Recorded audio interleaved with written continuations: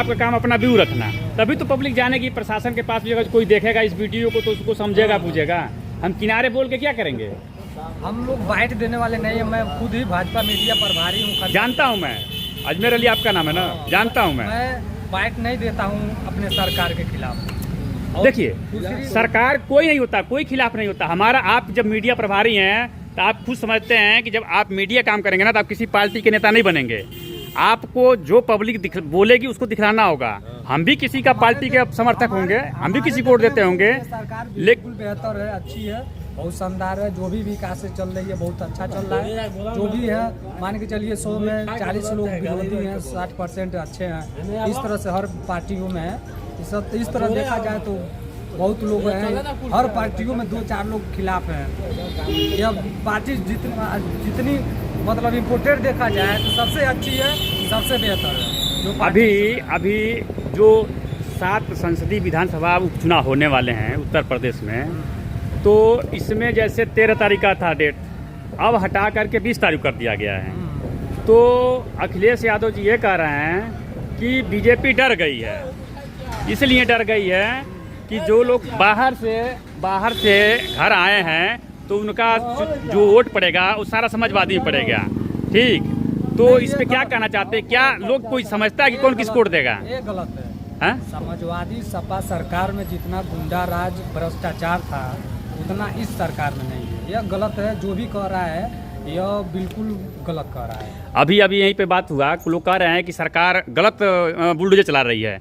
लेकिन जहाँ तक हम लोग भी पता चलता है कि जब कोई कांड होता है तो सरकार उसमें हस्तक्षेप नहीं करती है। उसमें किसी भी ज़मीन की जांच राजस्व विभाग करता है और राजस्व विभाग देखता है कि ये ज़मीन कैसी है, सरकारी है या उसका है। अभी आज तक तो कोई ये नहीं लगा पाया कि हमारा पर्सनल ज़मीन हमारे नाम से था, उसको सरकार ने गिराया है। जो भी गिरी है वो सरकारी ज़मीन का आवास हो या कुछ भी हो उस पर गिरा है। लेकिन लोग ऐसे क्यों सोचते हैं कि एक सरकार को बदनाम करें? देखिए, स्वयं सरकार कानून को अपने हाथ में नहीं लेती है। जरूर कोर्ट से या राजस्व विभाग से जुड़ी मामलाओं को देखते हुए उस घर को ढाना पड़ता है।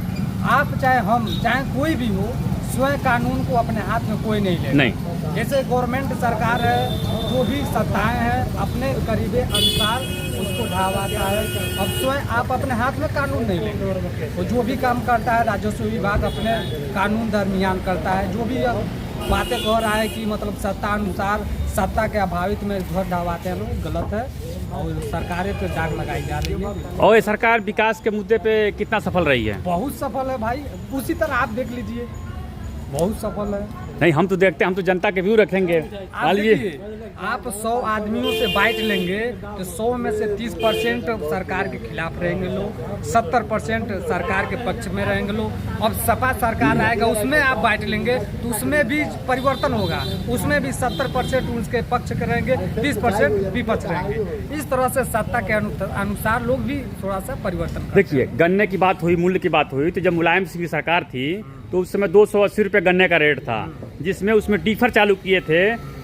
240 रुपये एक बार गन्ने का रेट मिलता था और 20 रुपये एक बार 20 रुपया, जिसमें किसान बहुत परेशान था और साल भर में पैसे मिलते थे। लेकिन जब से मोदी की सरकार, योगी की सरकार आई है तो इतना टाइट व्यवस्था किया है कि 15वां पेमेंट आ जाता है।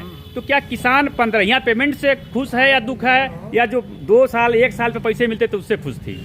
अब एक चीज़ बताइए, जिस घर में जवान लड़की है, शादी ठीक हो जा रहा है 1 महीने 1.5 महीने के लगभग अनुसार में, तो 15 दिन में जो बजट आपके खाते में आ जा रहा है तो हमारी लड़की की शादी हो जा रही है, खेत बंधक है, खेत छूट जा रहा है। इस तरह से प्रक्रियाओं को अगर सफल मिल रहा है तो 15 दिन वाला ठीक है कि 2 साल वाला ठीक है, आप ही देख लीजिए। तो सबसे बेहतर तो 15 दिन वाला है ना। और अब क्या हुआ है, जैसे पहले 2-2 साल पैसे फंस जाते थे किसानों के, ठीक, उसके बाद किसान निधि योजना भी नहीं मिलता था पहले। इस समय सरकार किसान निधि योजना भी दे रही है, ठीक। तो किसान निधि योजना किसान को दे रही है, क्या गलत कर रही है? किसानों को सहयोग कर रही है ना ये सरकार, तो क्या गलत कर रही है, सही कर रही है? सही कर रही है। किसान सम्मान निधि का जैसे मान के चलिए हमारे पास 10 कट्ठा खेत है, 10 कट्ठा में हमको 1.5 किलो तोरी बोना है, मेरे पास पैसा नहीं है, 10 कट्ठा खेत है, हमको वक्त के अनुसार 2000 रुपये मिल जा रहा है, तो मैं तोरी बो कर मैं अपने मतलब परिवर्तन कर सकता हूँ। मैं कुछ परिवर्तन जब करूँगा, उसमें बीज बोऊंगा तो उससे मेरी डेवलपमेंट होगी, तो भाई कुछ न कुछ परिवर्तन तो घर का होबे करेगा। उसके अनुसार अब 2000 रुपये का कुछ लोग उसका गलत इस्तेमाल करें लोग, तो उसका भाई बात अलग है। उस तरह से देखा जाए तो हाथ में 5 उंगलियां हैं, छूट बढ़ है, पता नहीं क्या क्या कौन कर रहा है। सरकार तो अच्छा ही व्यवस्था चला रही है। लेकिन इसके पहले जो चुनाव हुआ था उत्तर प्रदेश में, उसमें बीजेपी की बहुत नुकसान हुआ था। जैसे इन लोगों का विपक्ष का मुद्दा था कि अगर 400 पार करती है बीजेपी तो संविधान खत्म कर देगी, पहले मुद्दा। दूसरा मुद्दा यह था कि अगर हमारी सरकार जहां से हम लड़ रहे हैं वहां से हम जीतेंगे तो 8500 रुपया खटाखट देंगे। ठीक, तो क्या ये लोग जहां पे कांग्रेस की सरकार है या इंडिया गठबंधन की सरकार है वहां तो 8500 रुपया नहीं मिल रहा है, तो क्या ये लोग उत्तर प्रदेश में देते हैं? देखिए, सबसे पहले तो जनता को लोग भ्रमित किए हैं लोग कि संविधान बदलने को, ये गलत है, ये भ्रमित किया गया है।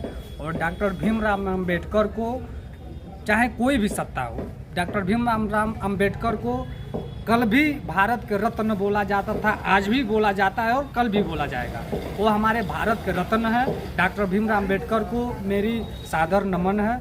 उस तरह से कोई भी प्रक्रिया मेरे भारत के अंदर संविधान को लिखित को, अब चाहे लोग भ्रमित डालते हो अपना ऊँट बचाने के लिए, सत्ता बचाने के लिए, लेकिन उनका हमेशा दीप जलता रहा है और दीप हमेशा जलेगा। लेकिन ये संविधान का बदलने और बदलाव करने के लिए लोगों को भ्रमित किया जा रहा है। देखिए, कांग्रेस के शासनकाल में भी 59 साल कांग्रेस ने राज किया है।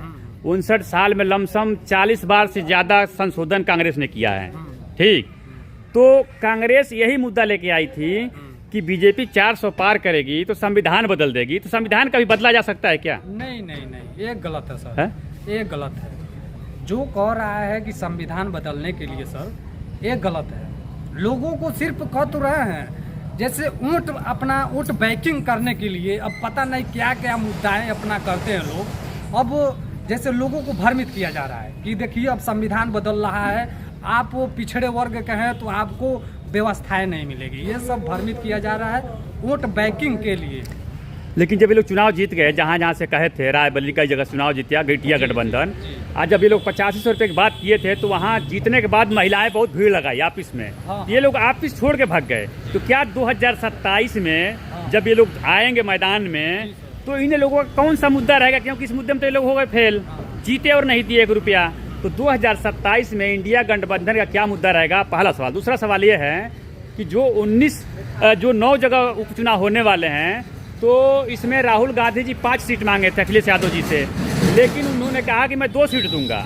अब जहां तक पता चल रहा है सूत्रों के हवाले से कि अब अखिलेश यादव जी 9 के 9 सीट से साइकिल सिंबल से चुनाव लड़ेंगे। तो क्या 2027 में इन लोगों का गठबंधन चलेगा? इन लोगों का गठबंधन देखिए, सिर्फ सबसे मेन पॉइंट है, मेन प्रॉपर्टी है साजिश। किस तरह से साजिश करके एक मुद्दाएं बनाए जाए जिसमें पिछड़े वर्ग, समान वर्ग, अनुसूचित वर्ग के लोग उसमें छट सकते हैं। लेकिन इन लोगों का जो साजिश है, प्रक्रिया है, मुद्दाएं हैं, बिल्कुल ध्वस्त पड़ जाती है, क्योंकि यह लोगों को भ्रमित करते हैं लोग सिर्फ। और भ्रमित करके जिस तरह से यह महिलाओं को, पुरुषों को, पिछड़े वर्ग को, अनुसूचित को, सम्मान को जिस तरह से यह प्रक्रिया में डालते हैं लोग। लेकिन आजकल के लोग बहुत होशियार हो गए हैं, पढ़े लिखे हैं लोग, शिक्षित हैं लोग, वो अपना हमेशा योगदान देते हैं लोग, अच्छा प्रक्रिया रहता है। इन लोगों का भ्रमित करने पर कोई नहीं पीछे जाता है। इन लोगों का जो भी साजिश रहता है, लोगों ने इस साजिश को तोड़ देता है। तो 2027 में इन लोगों का तो फायदा होगा या नुकसान होगा? क्योंकि ये लोग फेल हो चुके हैं। नुकसान होगा। इसलिए कि आजकल के जो भी वोटर हैं समझदार हैं, पढ़े लिखे हैं। हर घर में एक हाई स्कूल इंटर के बच्चे रहते हैं, वो नहीं, अगर एक इधर उधर जा रहा है तो हाई स्कूल इंटर के जो भी बच्चे हैं, सरकार जिसको व्यवस्था देती है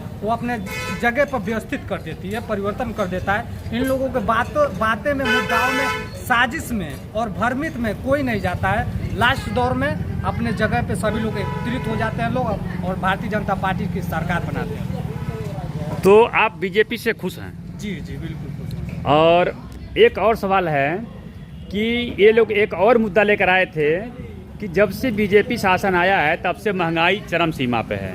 तो क्या इन लोगों के पास कोई फार्मूला भी नहीं बताते हैं कि अगर हमारी सरकार आती है तो जैसे एक दिन मैं विजय कुशवाहा जी का इंटरव्यू लिया था, तो वो भी यही बात कर रहे थे। तो मैं उनसे भी पूछा कि अगर आपकी सरकार बनती है 2027 में, तो कौन सा आप मुद्दा लेकर आएंगे और कौन सा आपके दिमाग में सिचुएशन है कि महंगाई कम हो सकती है? सर, आप इस मुद्दे को पूछने के लिए आपको मैं बधाई दे रहा हूँ। बहुत शानदार आप मुद्दा पूछे हैं।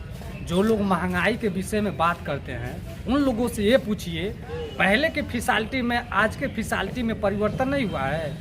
आप जाकर गुमती में अगर बाल कटवा रहे हैं और वही जाकर टाइल वाला, पंखा वाला, एसी वाला रूम में जाकर कटवाएंगे तो क्या आप 20 रुपये में कटवा लेंगे? नहीं कटवा पाएंगे।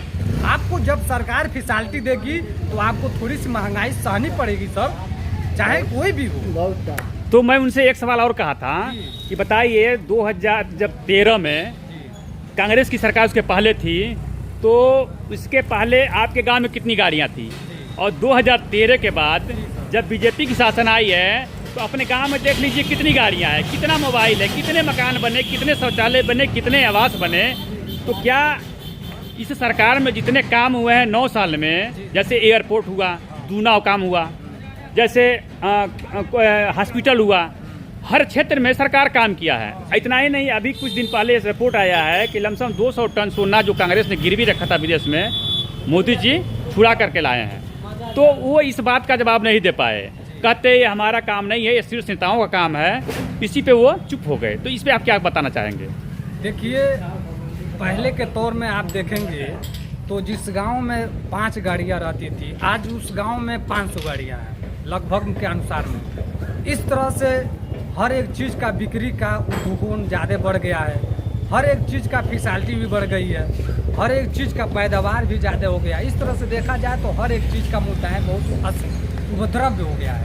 तो उस तरह से महंगाई भी होगा, जनता की संख्याएं भी ज़्यादा होगी, तो हर तरह से आप आकोष्ठ में होंगे। उस चीज़ से घबराना नहीं चाहिए।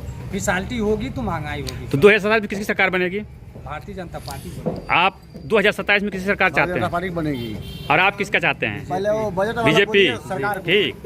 हेलो, आप लोग देख रहे थे अभी ये बंजारीपट्टी चौराहा पे, ये पब्लिक का अपना अपना व्यू था और पब्लिक ने अपना अपना ओपिनियन बताया।